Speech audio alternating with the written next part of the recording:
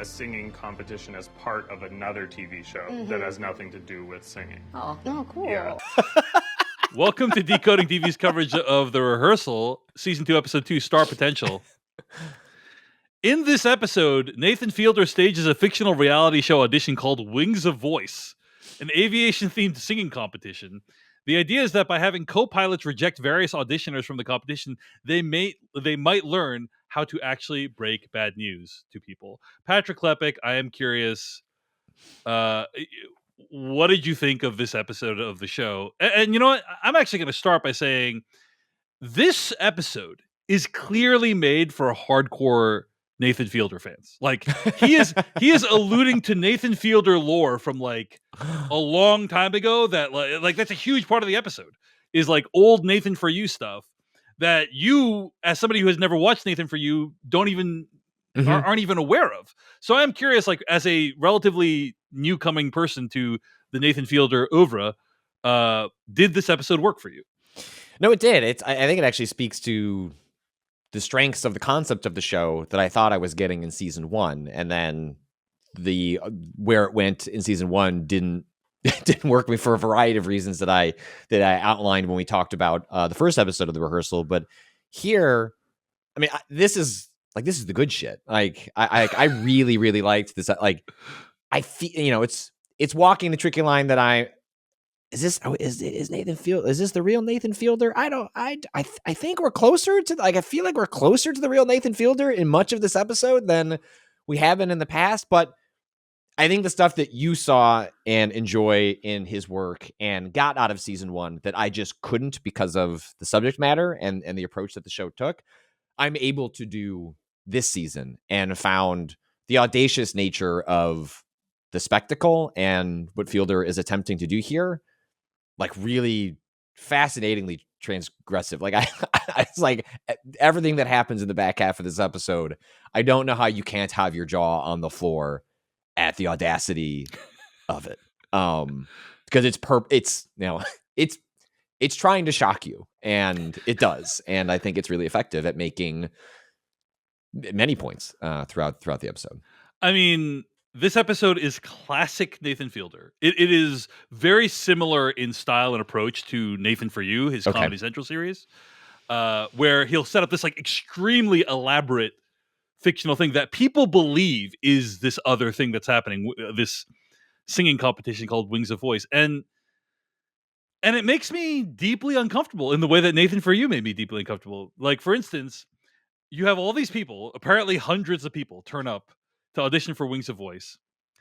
And in my opinion, they are made objects of ridicule. Like, yes. in my opinion. Now, people may disagree with that, but like, there's this fairly heartbreaking moment where one of the girls auditions, and then like the pilot says very clunkily, like, "I'm sorry, I can't help you. Like, you're not moving on."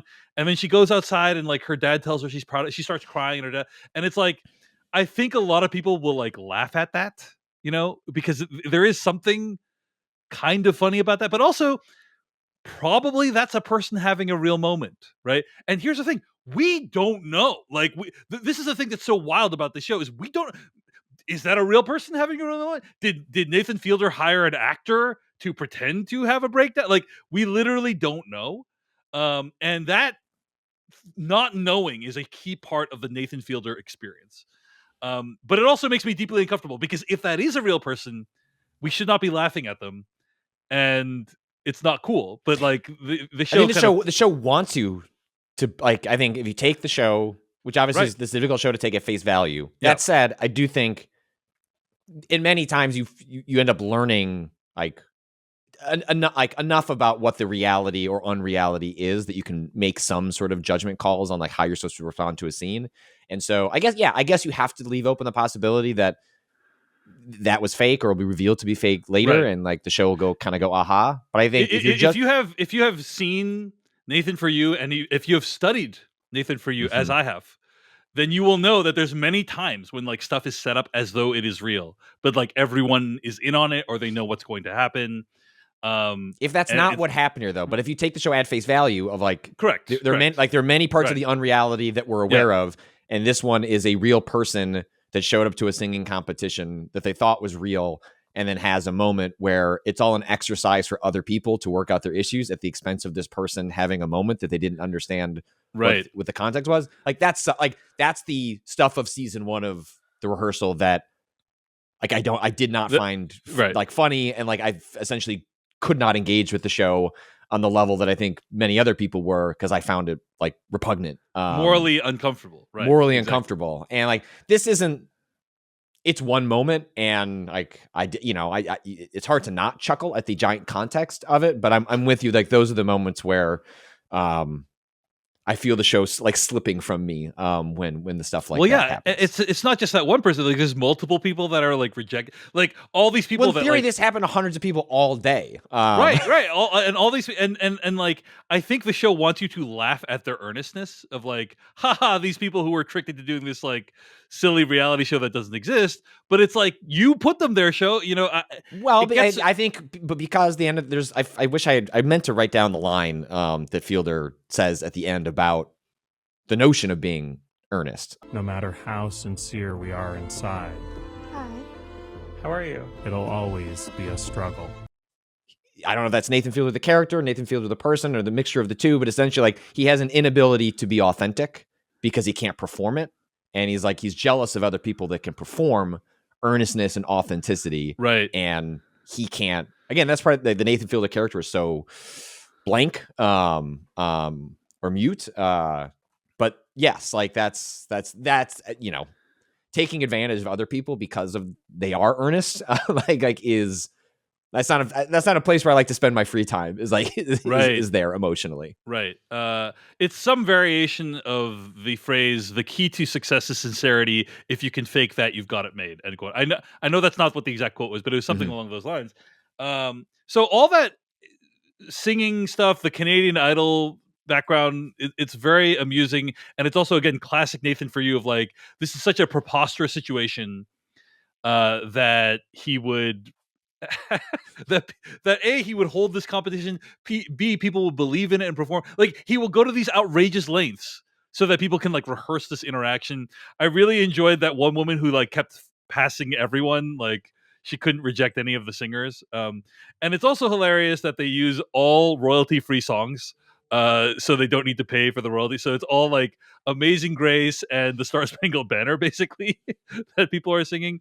So there's lots of like really funny touches to it. But okay.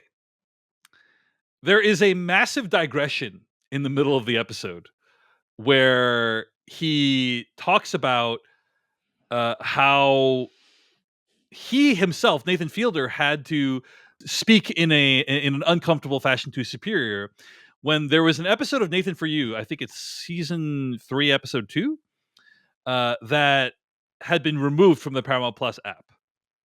Now, I went back and rewatched that episode.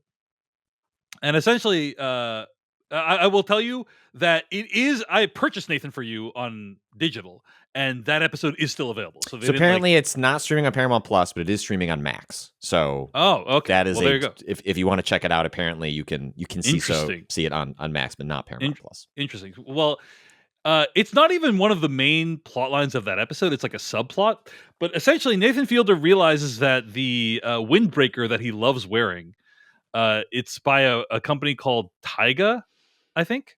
I don't know if you're familiar with them. But which is like, it's unclear how real of a brand that is. But suffice to say, Taiga apparently, in the context of the episode, had made a tribute to a Holocaust denier. And like he wore this windbreaker that said Taiga for like every episode of the show, and that brand made a tribute to a guy who was a Holocaust denier. And so he's like, I need to have I want to make my own winter brand that actually is about Holocaust awareness. Mm-hmm. So he created a winter apparel company called Summit Ice, whose tagline was "Deny Nothing," and it was about Holocaust awareness. And it was like a very amusing episode about that topic. But yeah, it was largely about like promoting awareness of the Holocaust. It was not anti-Semitic in any regard, right? And apparently Paramount Plus banned this episode from its service.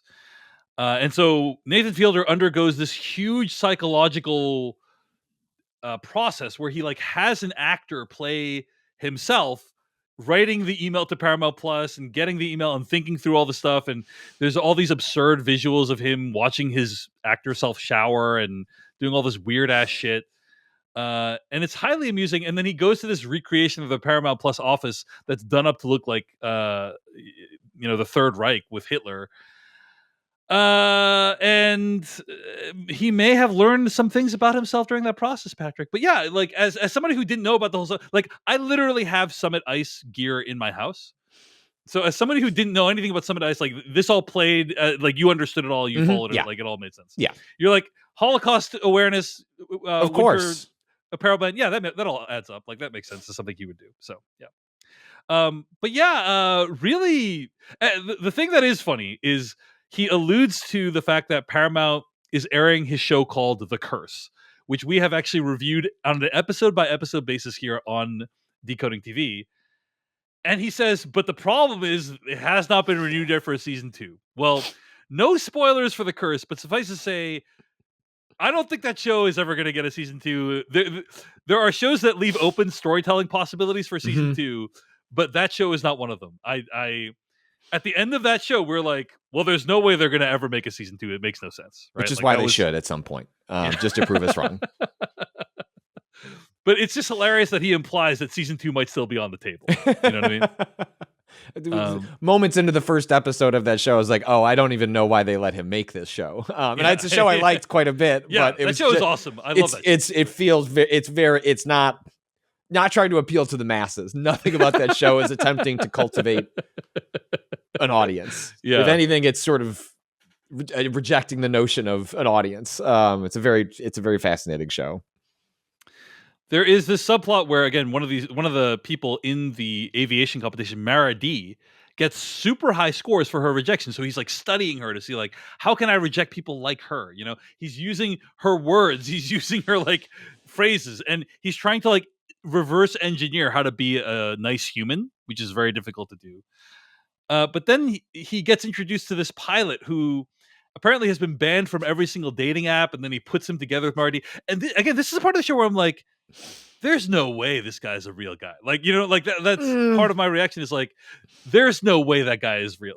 We're like, let me put it differently, Patrick. I hope that guy's not a real guy. Unfortunately, you know, like, I think it's more common than you think. for sure. But like, there's all these like absurdities. Like, really, that guy? Also, he's like a pilot that has power over people. Also, he's willing to like explain his deficiencies on national television. You know, like there's all these like implausibilities that cause me to question whether that is a guy, like a real person, or an actor. You know, portraying like a morally reprehensible dude. And I like that the show makes me question that. Like that's what I really enjoy about the show. But Patrick, any thoughts on like that whole subplot with Mara D and the sort of body pilot?